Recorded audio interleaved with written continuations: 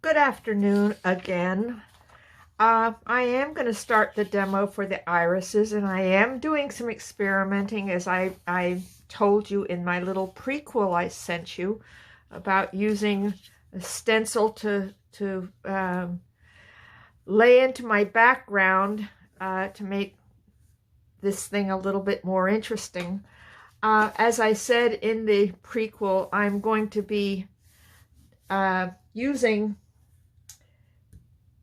acrylics as my basis for putting the stencil in, because with the watercolors it just got too runny and seep through the stencil onto the paper where I didn't want it to go.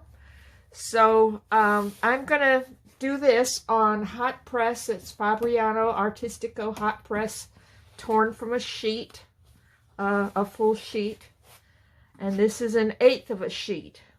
So I am going to probably use a combination of yellow ochre and quin gold as my background before I put the iris down. So I'm going to use a little bit of a mixture of acrylic, quin gold, and yellow ochre with a tad of white in it, because we do use white in acrylics. But I want to try to create this little ghosted stencil onto the watercolor paper. Bear with me, this is an experiment. We'll see.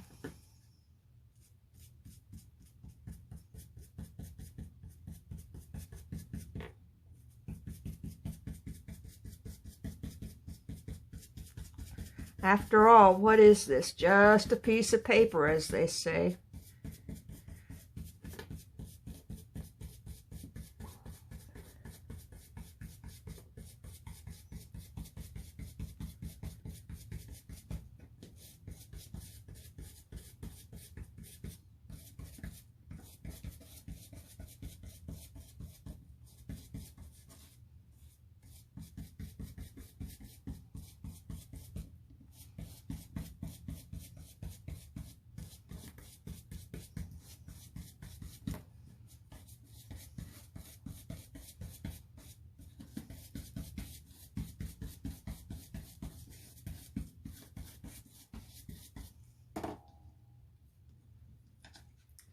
Not bad.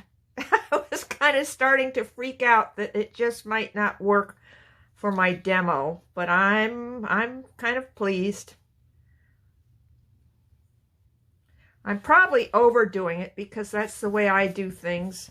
When I'm experimenting, I go too far in order to see how far I can go. So, you know, you don't have to hit every little bit with the stencil. In fact, it looks better if you don't kind of make a rigid replication of what the stencil is. So I'm just keeping that acrylics not wet. You notice I haven't gone right into the water at all with this. I have a stiff brush, and that's just going to be it, I think. Yeah, okay. That is what I'm going to let set up for a few minutes. It takes a very short time to dry, since it is acrylic, and the humidity in this studio is very, very low. So things tend to dry too quickly sometimes. So, I'll be back. All right, this has dried enough that I'm going to now just do a background wash with a combination of quin gold and a little bit of yellow ochre. Actually, I'll use a little bit of that. And I am making it pretty moist. This is just a bare wash that I'm going to be doing. I am using a wash brush, 1.5 inches.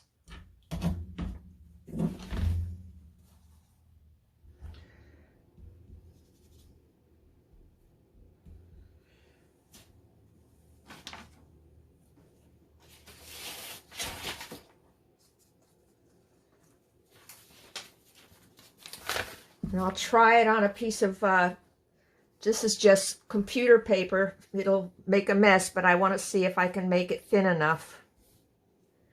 I don't like that, so I'm going to try something else.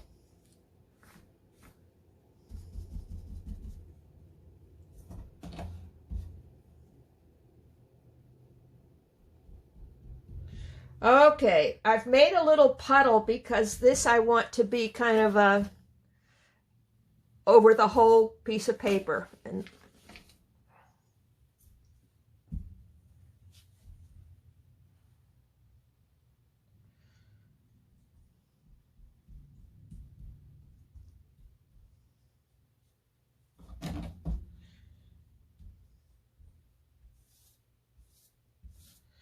I think that's just what I wanted.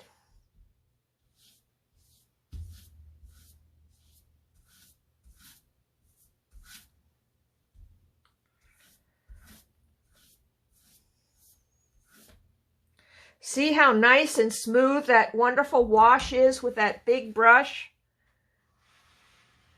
I think that one's a Princeton, but I had a golden edge one before that's very much like that. But I think nowadays the one you get is the Princeton one if you want to get a wash brush like that. I'm going to let this get bone dry before I start an iris. My approach today to this thing is going to be a little different probably, but I have sketched out in a very loose, one of my loose scribble sketches, some irises. I have no idea how this is going to work out. I can already see that having done the stenciling with the acrylic, it's a little stronger than what I had hoped. I wanted it to be more of a ghosting tone on tone. We'll see if the painting will make that kind of fade back a little bit. But still, I can do this again if I want to. But I'm okay with letting it be right now. And we'll see how the iris changes it. I'm going to be using more rounds this time. I've shown you before my Alvaro Cascanet brush that I love. I mean, it's a treasure. It's expensive, but it was a very good one. And I think this will work very well with florals. I've got a rigger, and I've got just a little 1/2 inch flat today because there's so many round sides and edges to this that I think that my usual use of a flat is not going to work as well today with that. The other thing I'm going to do is I'm going to do some charging in places that I will just do wet and wet, like making a shape with just my a wet space, just with different parts of the flower, and then charge into that. That's how I'm going to approach the whole painting. So this is an experiment for all of us. We will see how it goes. I'm just using these same colors that I have been using for all of the watercolor series. Quin Gold, Alizarin Crimson, Cad Red Light, Quinacridone Rose. I'll be shooting into this. This is manganese in lieu of cerulean, ultramarine. Well, there's cerulean also. I might use some Prussian blue in lieu of indigo, New Gamboge, and lemon yellow. So it turns out that I have 3 yellows, a warm, a cool, and kind of an earthy color, a warm and a cool and a light cool, or light warm with the reds. And the 4 blues, I mean, that's obvious. I'm doing an iris. So I'm going to, one of the main reasons I included the Quin Rose in this is that I will be using it to make a purplish color.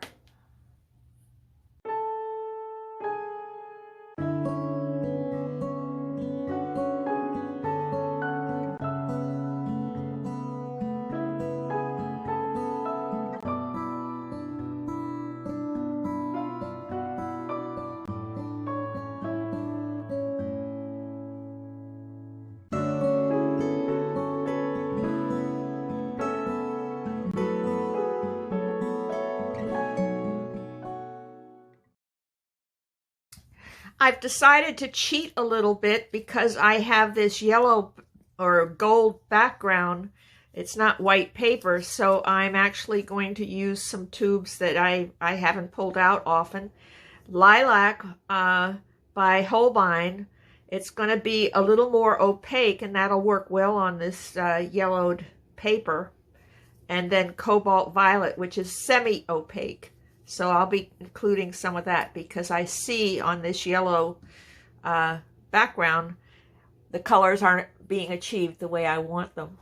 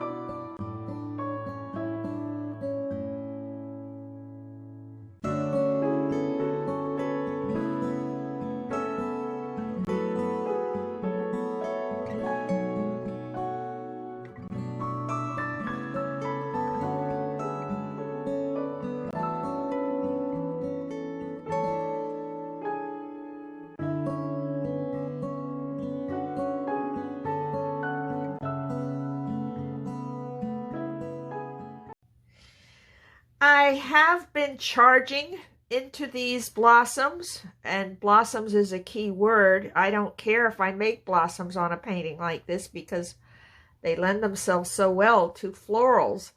My camera was off for some of this, so I'm sorry about that. But you can see that what I've just been doing is charging in the different blues and lavenders to create these petal shapes.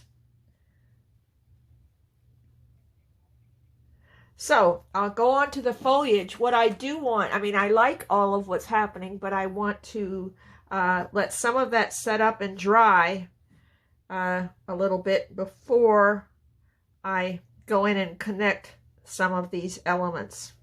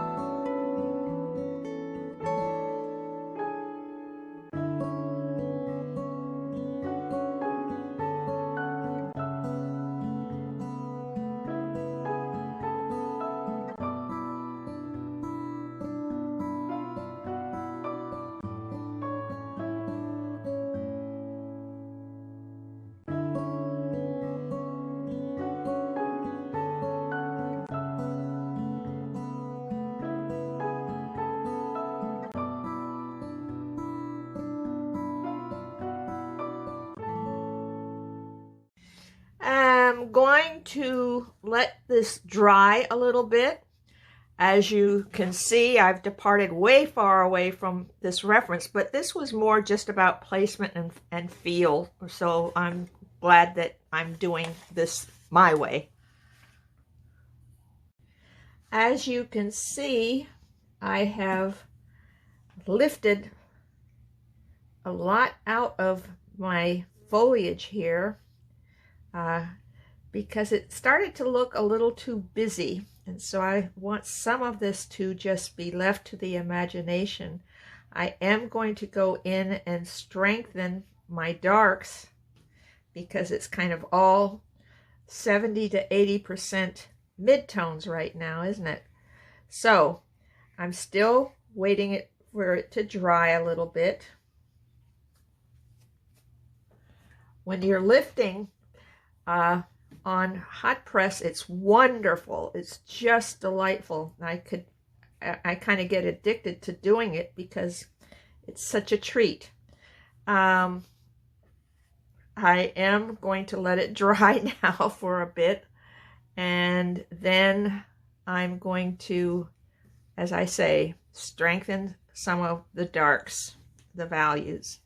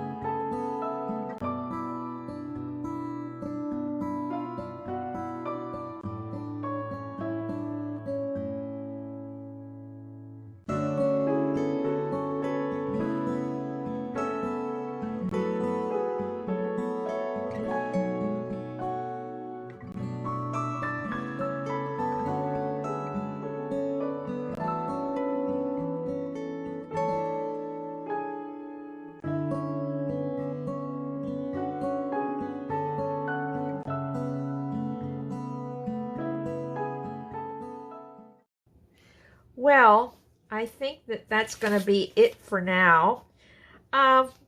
Yes, I was a little heavy-handed getting values, but that's, as I explained, because I have this Quin Gold / yellow ochre background, and I'm happy with it. It's just another way to paint with watercolor, and I hope that you got something out of this, and I hope that you try.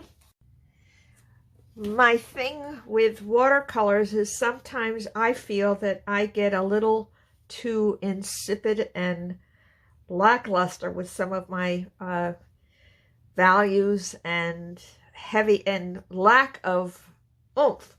And so I feel that this kind of was a great exercise for me. It may not be winning, but it made me happy. I've got colors charged into other colors. I was able to put color down and have it stain a little bit, which is fine, and then lift. And so I think that it's got some of the design principles addressed: dark light, soft, hard edges, charging, and it was fun to do something with a little bit different background. Hope you enjoyed it, and can't wait to see what you do.